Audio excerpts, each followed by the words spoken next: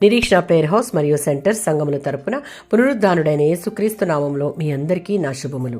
ఈరోజు దేవుని వాగ్దానం ఆదికాండం 35వ అధ్యాయం 2వ వచనం. మిమ్మును మీరు శుద్ధిపరచుకుని మీ వస్త్రములను మార్చుకునుడి. ఆదికాండం 35వ అధ్యాయం 1-5 వచనాలలో యాకోబు శ్రమకాలంలో దేవుడు యాకోబును మరలా అతనిని మొదటిసారి కలిసిన బేతేలునకు పిలిచాడు. అక్కడ 20 సంవత్సరముల క్రితం తాను విడిచిన గుర్తుకు బదులుగా దేవునికి బలిపీఠం కట్టవలసి ఉంది. అది దేవుని ఆజ్ఞ.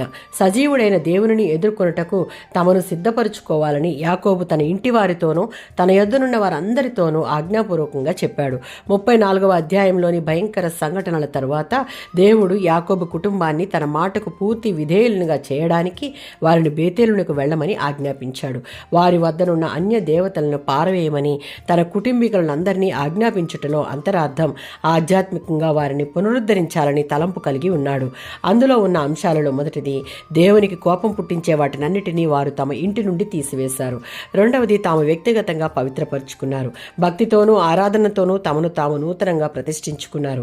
దేవుని సహవాసంలోనికి ప్రవేశించారు. దేవుని మాట మీద ఆధారపడిన జీవితాలను గడిపారు.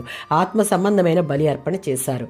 యాకోబు తనను తాను తమ ఇంటి వారిని ఈ విధంగా శుద్ధిపరుచుకుని వారి పాత స్వభావంతో ఉన్న ప్రతి పరిస్థితిని మార్చుకుని తమను తాము నూతన పరుచుకున్నందున అతడు మళ్లీ దేవుని కాపుదలను, సన్నిధిని, ప్రత్యక్షతను, ఆశీర్వాదాలను అనుభవించినట్లుగా తర్వాతి వచనాల్లో మనం చూడవచ్చు.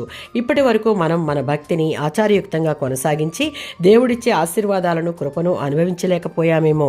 ఒక్కసారి మనలను మనం పరిశీలించుకుని యాకోబును తన ఇంటి వారు చేసినట్లుగా మనల్ని ఏలుబడి చేస్తున్న ప్రతి విగ్రహాన్ని తీసివేసుకుని వాటి వలన అపవిత్రమైన మన దేహము, హృదయాలను వాక్యం చేత శుద్ధి చేసుకుని మన పాత రోత స్వభావం అనే వస్త్రములను తీసివేసి మనలను మనం క్రీస్తులో నూతన స్వభావం అనే వస్త్రాన్ని ధరించుకుని దేవునికి ఇష్టలుగా జీవిద్దాం. ఆమేన్.